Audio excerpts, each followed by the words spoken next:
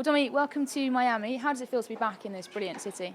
I love the city. I love this tournament. So it brings back so many great memories. So just feeling great.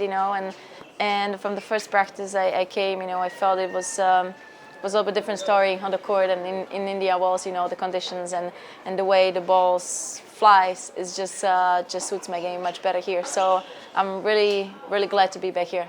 Yeah, and as you say, obviously last week in Indian Wells, you had that difficult match, that epic comeback against Kristina Pliskova.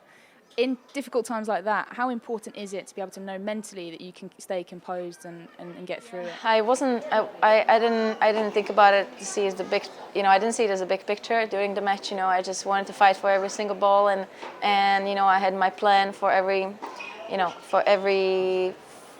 ball, every point I played. So this is why I won the match, and it was a great comeback. Obviously, last year in Miami, you had an early round match as well against Garbina, an equally difficult match.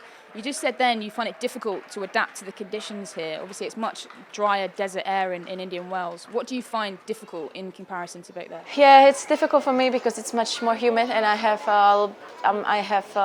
little problems with the breathing. I have this is the only difficulty I'm feeling here, but. By playing the ball, it just sits on the racket much better here. I don't know, it's because of the air or because of something else, but it just feels good.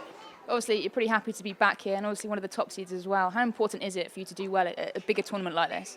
Yeah, it's a big tournament, but if I don't do well, there are so many other tournaments. So if I really see it this way, I can do a good result. So I don't want to. I don't want to get really nervous about it. Okay, this is the big one. I want to do well. So I just want to take it easy and see what's going to happen.